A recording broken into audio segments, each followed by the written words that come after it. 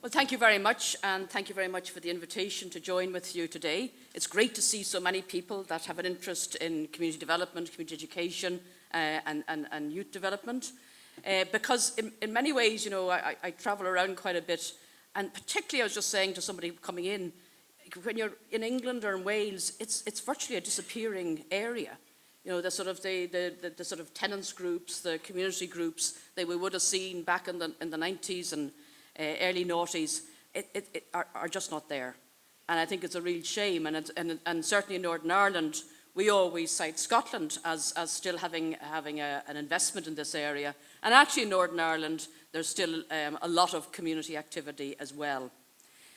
Now, when I looked at the title that Marion gave me, first I sort of took a sharp intake of breath and said, how am I going to make sense of that? But then it struck me, you know, countries are actually patchworks of communities. You know, they're made up of communities, and very different communities. I mean, even looking at Scotland, you know, communities in the Highlands is distinct from Glasgow or urban areas, the lowlands. And for us, you know, the difference between communities in South Armagh and Ballymena are quite startling. And then, of course, we also have communities of identity, religious, ethnic identity, identity of choice, sexuality, women's groups, whatever else. And one of the similarities, I suppose, between countries and communities is that heterogeneous. You know, they're all different. They're made up of differences, different individuals, different groups, different interests. And countries, and particularly states, are so often actually an accident of history, that they too are very different internally. I mean, with us, we can't even agree on the name. You know, some will say Northern Ireland, some will say the north of Ireland, and a few will mutter the occupied 6 counties. So actually nothing is certain in life. And actually one of the things I think for leadership, in terms of whether at local residential community level or indeed state level, is the importance of adaptive leadership, of being able to actually have a leadership that's not just set in certain disciplines, but has the ability to move with times, to look for opportunities, and to think around corners. You know, what's coming next. So let me share a wee bit the context where I'm coming from, and as Jim said, I've been working in different aspects of community since 1975. Starting in Derry, actually, I was going to title this talk, The Derry Girls' Approach to Community Leadership. So this is our divided communities. You'll see here one of the notorious peace walls. That one is dividing West Belfast from the Greater Shankill area. And the other picture shows you how close people are living to those peace walls. You can see the house just beside a peace wall. I mean, literally, it is a stone's throw. And we now have in Northern Ireland 108 peace walls, 21 years after the Good Friday Belfast Agreement. They're mainly in Belfast. And one of the things that I always talk about in terms of peace walls is that means we're actually working in what we call single identity communities. So in working class areas, and it is virtually all working class areas, communities are either sort of 95% Catholic, nationalist, Republican, or vice versa, 95, 96% Protestant, Unionist, Loyalist. And that's a challenge for community workers. And the other thing that, when we look at these peace walls and the fact that they still exist, and some were built actually after the ceasefires in 1994, the importance of decision makers, policy makers and politicians, of not just thinking of the short-term fix, but thinking of the long-term implications. Because those peace walls were not initially thrown up because actually local people wanted them. They were thrown up because it made Northern Ireland easier to police. So they were thrown up by the security forces back in 1970 as bobbed wire entanglements and galvanised iron. And this is what they've become, and this still works with us.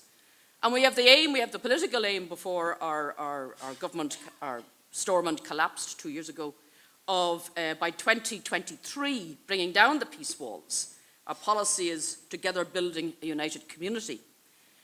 But the reality is that people actually, it becomes so normalised that there's great fear in actual change, that the fear of the other and the comfort of the accustomed. And what we find when we have divided communities is people, and indeed politicians, become more comfortable with sharing out communities rather than having shared communities. So it's a doctor's surgery this side, a doctor's surgery that side, a leisure centre this side, a leisure centre that side. So policy follows the sort of the short-termism that started those peace walls. And then, of course, we're also living in a contested country, divided country. This is the border. You can see the security installations that when I was working in Northern Ireland first was accustomed on the border. And the second one is what the border is today, with our cows looking morosely at a road which just varies from the white line to the green, or to the yellow line, to show what the border is. We have 300 major and minor roads crossing our border, along 310 miles. Our northernmost county is Donegal, which is actually in the south. So for us, the forthcoming possibility of Brexit is actually a nightmare, because how do we actually try and keep that sort of community spirit? And we've invested, largely I must say, funded by the European Union, millions of euros since 1994 in trying to encourage cross-community development across that border. Northern Ireland, like Scotland, voted to remain. And just looking at the cows there, you know, somebody was saying to me recently, the cows are trying on roller skates so they can go backwards and forwards across the border in a few months' time. But unfortunately, this time, they used to always go back and forwards across the border, generally about 3 o'clock in the morning. But unfortunately, this time, they won't get a European subsidy when they come north. So, Northern Ireland we have a lot of very graphic differences at community level and at country level. But actually, I know if I went around your tables here today, you can also talk about the differences that you're dealing with within your communities and between your communities. And actually, we always talked about working within and between communities, so that, you know, that we're looking at the micro level issues of concerns of people, but we're also trying to look at where are the commonalities that can actually network people across difference. So leadership is required at both community and country or regional levels. So as I mentioned the Derry Girls, so that's the slide there for community leadership. And just a couple of points, I suppose, reflecting on community leadership. First of all, you know, within business terms of business schools and a lot of discussion around leadership, it seems very much almost as individual. But actually, at community level, it tends to be collective, particularly when you're encouraging local volunteer activists, and particularly a lot of my experience, as Jim said, was with women's leadership. People actually work best when they get support from other people around them and get a bit of confidence from that. So yes, individuals are important, but actually they need to bring their community, other people with them. And that's really important, because sometimes at community level, where you do get very strong individuals, they can very quickly become gatekeepers. So it's trying to look as to how you actually build more mobilization. And what's essential at that community level is that people need to know their community. They need to realize and to be conscious of how it's changing, because no community stays the same. You know, and many times, you know, policymakers will say about, say, some of our communities, oh, the Shankill area, you know, they still have the same problems that they had in the 1970s and the 1980s. And, you know, it's still the same problems there. I say, yeah, but the people are different. You know, things have changed. And actually, it's because you're rehousing people who have problems in the same area, and then you turn around and blame those local people for not having sorted out what are major housing problems, are problems of poverty and unemployment. So we need to be conscious that these are that the areas may be the same, but the communities are changing. And we also need to look at, you know, who are the marginalised within the communities. I mean, in Northern Ireland, we're so stuck on whether you're Catholic or Protestant, nationalist or unionist, that we forget sometimes how our community is changing. In terms of people coming in from other countries, In terms of refugees, we have nothing as similar numbers to what you were saying in terms of Glasgow, but there has been major changes. And we're actually beginning to come out of a situation. I remember a guy I worked with was actually a Muslim. And he said to me, he said, I'm fed up, he says. Because when somebody asks me what I am and I say a Muslim, they say, well, you're a Catholic Muslim or you're a Protestant Muslim. So, people need to sort of get on board with actually the world is changing and coming to them. And the other thing in terms of collective leadership is that there's a better chance of actually seeing, what will attract people? What are their interests? Rather than just a sort of a linear view. And what are their hopes and concerns? And sometimes I think, in terms of collective leadership, we too often just focus on needs and deficits.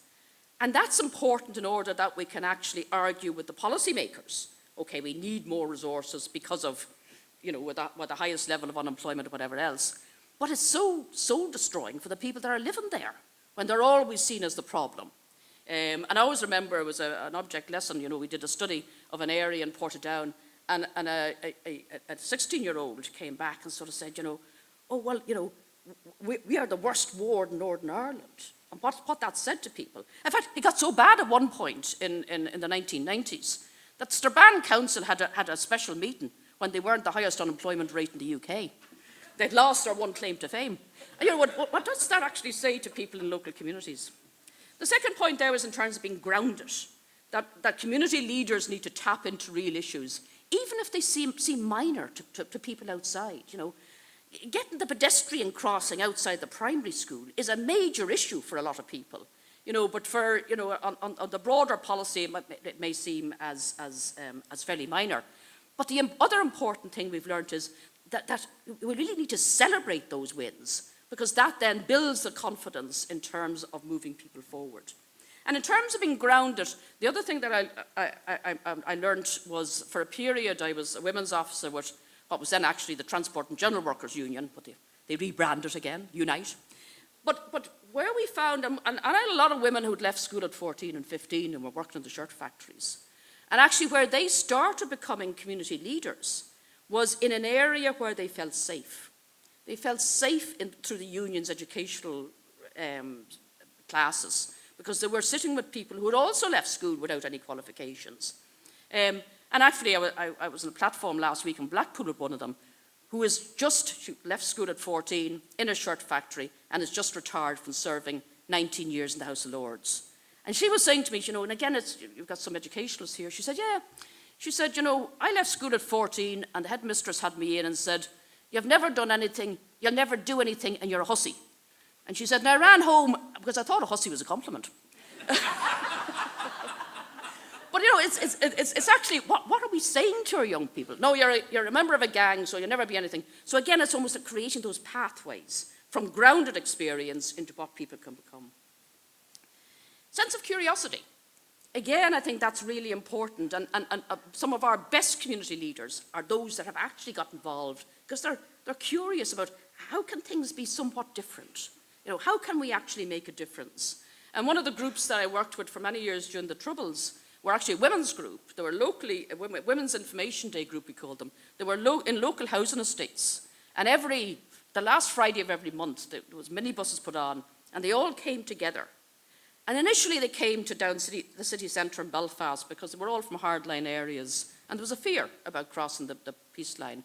And then one day one of them said, look, I'm actually curious to know if the houses the other side of that wall are the same as my houses. And, and do they get more dole than we get, basically? So it was a sense of curiosity that actually meant that they were probably one of the first cross-community groups that met every last Friday right through the Troubles in the 80s and 90s, no matter what bombs went off or whatever, because they had to keep that momentum going. So a sense of curiosity is very important. And the understanding of context and the ability to shift thinking.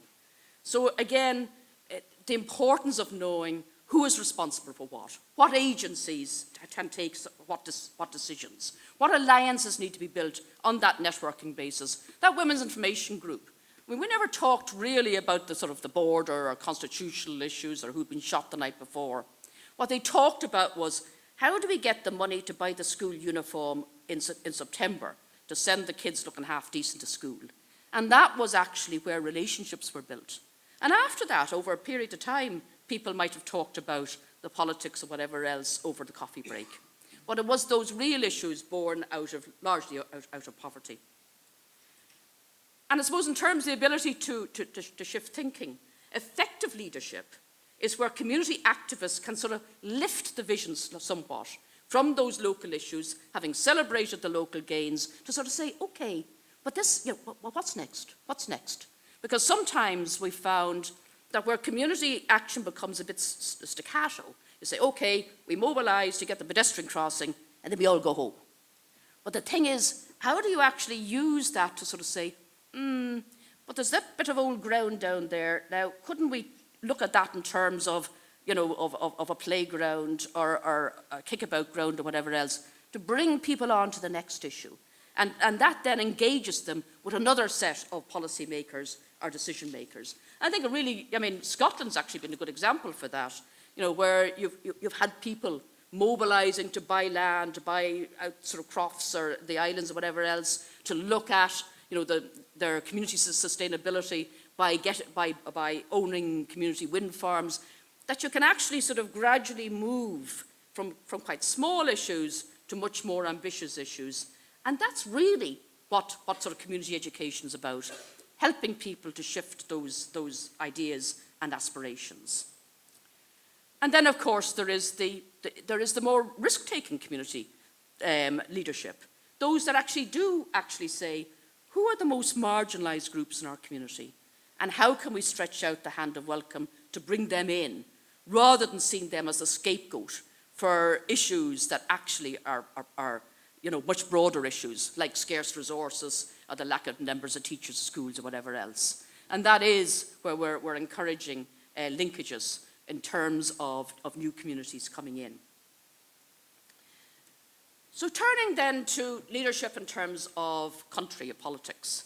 And as Jim says, most of my experience comes out of being a founder member of the Northern Ireland Women's Coalition, which came together as a women's, I was going to say party, we deliberately did not call it a party, we called it a coalition. Because again, I was sort of saying, how can we change politics? We don't want to be just another party, because then you're actually slotted into a model of expectations.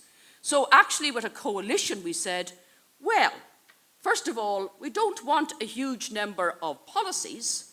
I knew I was never going to be Minister for Agriculture. So, so the poultry policy did not actually cross my mind as a major issue of priority. However, what we did want to do was to mobilise people to have their voice in a decisive political process.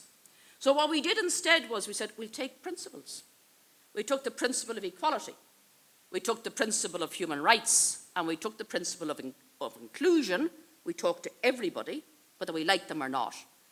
And we proofed, and very often we didn't, and we proofed the line that we would take in terms of how do we shift people's thinking to be more inclusive and to actually be able to articulate policy positions in terms of negotiations.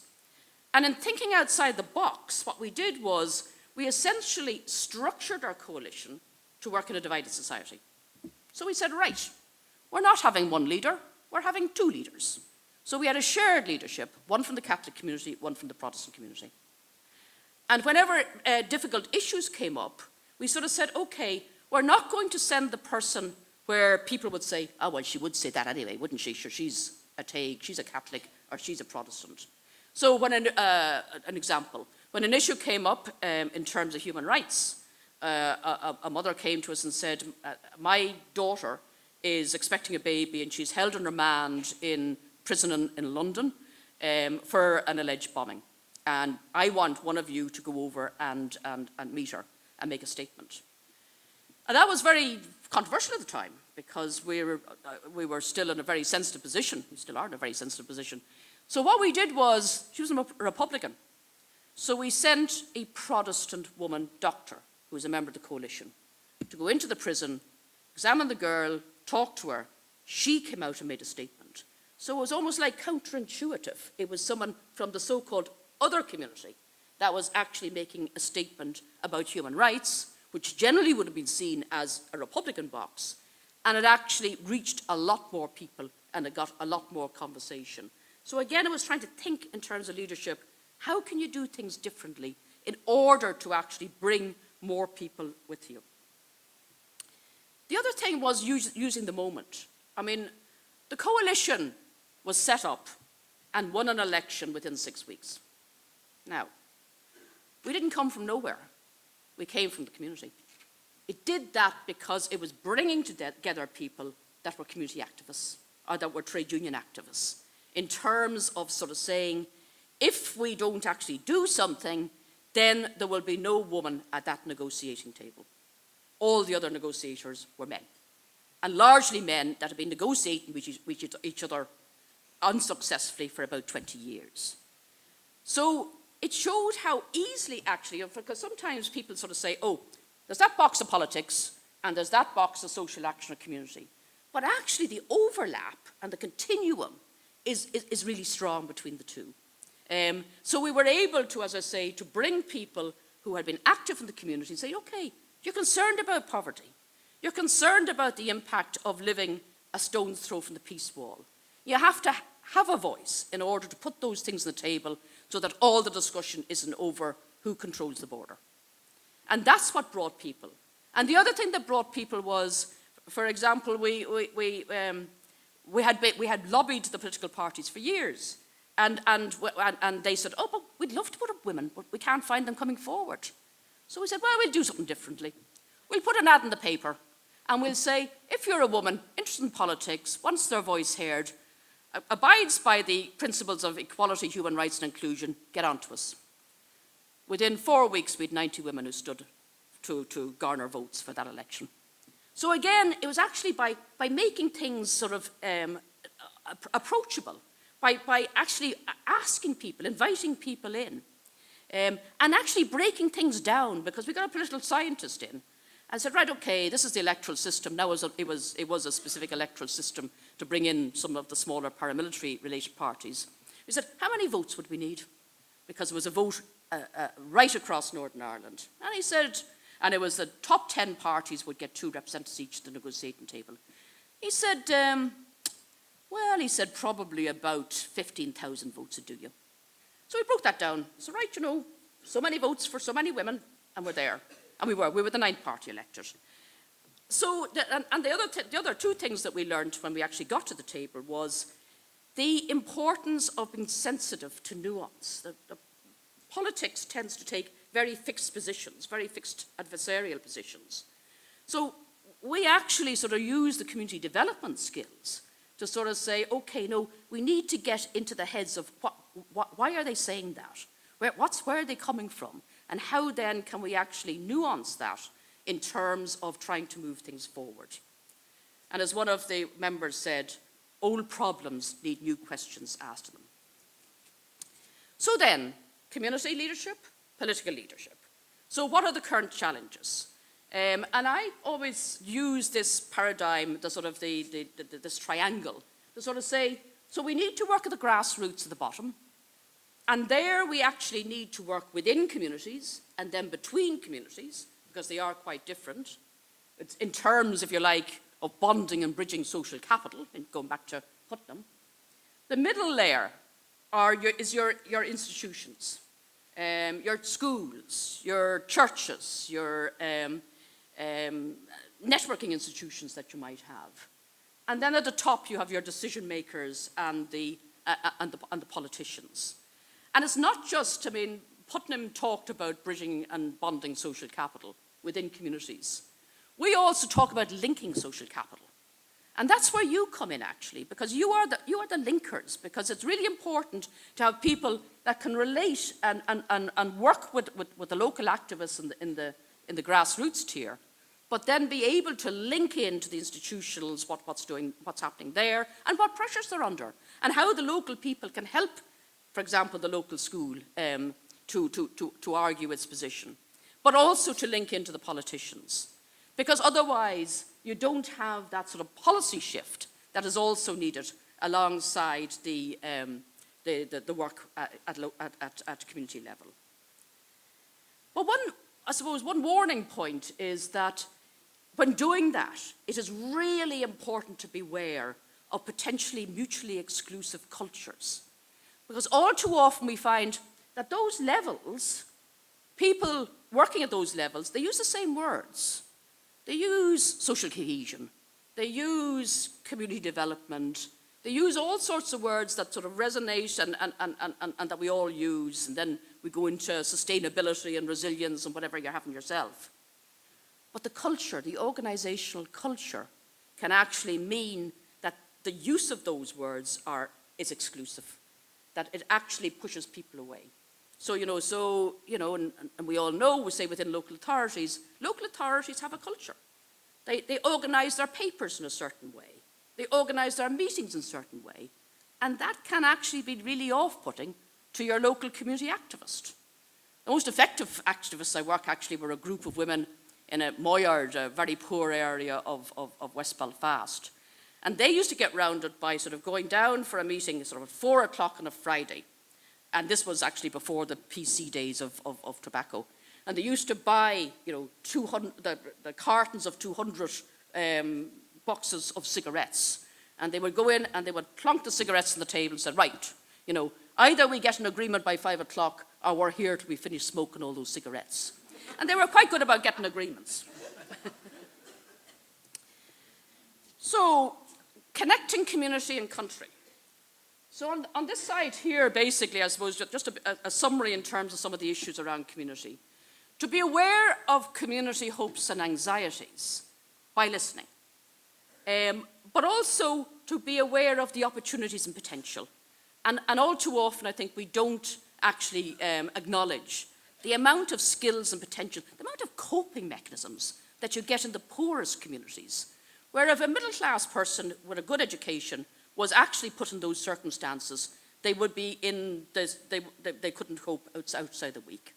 So to actually, to reflect back those coping skills, particularly to women, and actually sort of say, if you can do that, then you can do all these other things as well. Point I mentioned earlier, where community structures don't invest, or don't exist to invest in them. Because there is a need, not just for one or two individuals, but there is a need for community organisations as well, and inclusive community organisations that don't just, represent people living in those houses and ignore those flats, but actually have representatives from across the area. To grow collective local leadership, I always sort of said, certainly from experience both with the coalition and with local communities, leadership works effectively in like a triangle, where you have the mouth, the person who is quite happy to talk, you have the organiser, the one that goes round and knocks the doors, and you have the sort of policy thinker, the one that sort of thinks around corners. When you get those three working together, it is really good, because they actually can support each other. You very rarely get all that in one person. You have to sort of look for it in a number. And then this, open up new insights and possibilities. And that's where I always liked the Scottish approach, which talked about community education rather than just, say, development. Because it is around education in its best sense. Not necessarily formal education, but education in terms of encouraging people's critical thinking and shared knowledge. And then on the political side, to balance responsiveness and values. Because again, value-based politics actually, I think, mobilizes a lot more people. With the idea of fairness. What are the concepts that actually resonate with people? Getting outside the political bubble. One of the misfortunes I have in my current work is spending a lot of time in London. I mean, London does not hear what other parts of the state of the country or the region are actually saying. I mean, in our situation in terms of Brexit, we did try and say something back in 2016. It was not heard until the current government was dependent on the Democratic Unionist vote. But political bubbles can happen everywhere, because actually politics actually becomes, it does suck the oxygen in, because there is so many decisions to be taken, there's so many committees to be attended, whatever else. So it is important to find ways to connect the community into politics. And particularly to connect the community into a politics that is not just professionalised. To offer new ways of thinking about things. To experiment with new ways of thinking. For example, I always thought one of the geniuses of our agreement was disentangling the concepts of citizenship, national aspiration, and to extend sort of cultural identity. So we can be, I'm a Dubliner, but my children who are born in Northern Ireland can have a British passport, an Irish passport, and both. Now, Brexit might well mess that up a wee bit in terms of then, are they European citizens or what are they? But I mean, that breakdown was what our breakthrough was. And I contacted or work in a number of different areas, and places like Sri Lanka or Cyprus, that sort of approach actually can get over possibly some of the difficulties. And then, as I said earlier, to think beyond the short term. To try and frame our politics and our community activity in win-win terms rather than win-lose. Because in win-lose in our situation, you get violence.